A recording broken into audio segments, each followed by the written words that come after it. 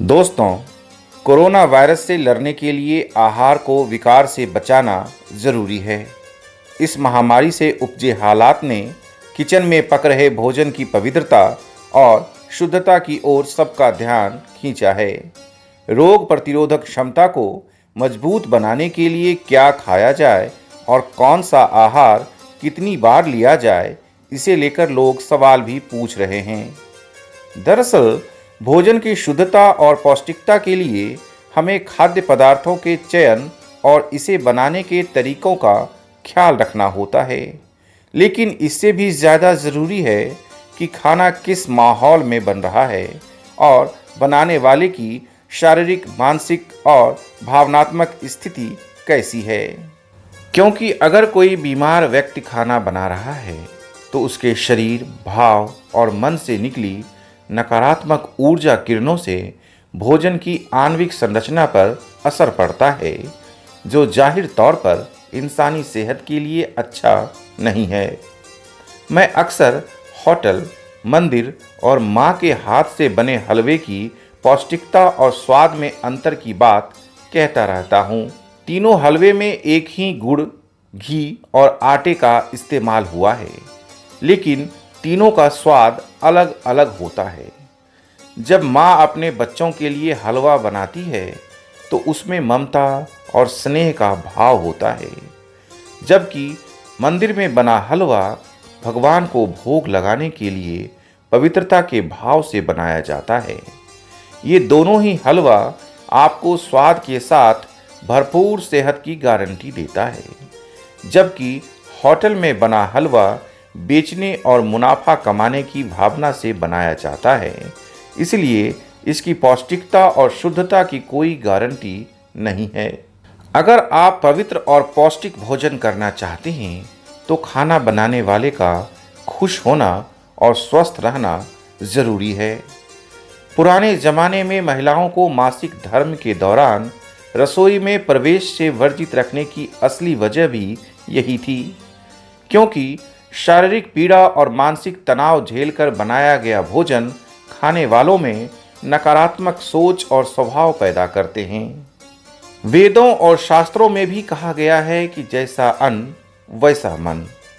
Corona संकट में समय मिला है तो प्रयोग करके देखिए। खाना बनाते समय अपने रसोई घर में दिव्य ऊर्जा पैदा करने वाले गीत, भजन या म्यूजिक बजाइए, ताकि आपके घर में जो भी भोजन पक रहा है या फिर जो पानी रखा है वह उच्च और सकारात्मक ऊर्जा वाले तरंगों को सोख सके। इसके साथ ही जितना संभव हो तामसिक भोजन से दूर रहिए। सात्विक आहार आपको वायरस से लड़ने की शक्ति देगा। खाद्य पदार्थों का चयन और भोजन बनाना एक विज्ञान है। ये एक कंप्यूटर प्रोग्रामिंग की तरह है। हल्दी, नमक, मिर्च कब और कितनी मंद और तेज आंच के बीच डालनी है, ये हमारे घर की महिलाओं को पता है। इसके तालमेल में तनिक भी कमी हो जाए तो जायका और पौष्टिकता पर असर पड़ता है। भोजन को इम्यूनिटी से भरपूर बनाने के लिए इसे पवित्र करना जरूरी है। इसके लिए घर में भोजन को भोग लगाइए, इसमें तुलसी जल डालिए, ये प्रसाद बन जाएगा, इसमें दिव्यता आ जाएगी। ये अमृतस्य आहार आपको मानसिक रूप से भी सेहतमंद रखेगा। खाना माइंडफुल होकर खाइए। भोजन के रस और स्वाद को महसूस कीजिए, इसे एंजॉय कीजिए। इससे पाचक रस पैदा होंगे और ग्लैंड से इम्यून बढ़ाने वाले तत्वों का स्राव होगा। कोशिश कीजिए कि पूरी फैमिली एक साथ खाना खाएं और ये प्रतिज्ञा करें कि खाना खाते समय हमें ना तो मोबाइल देखना है और ना ही टीवी ऑन करना है।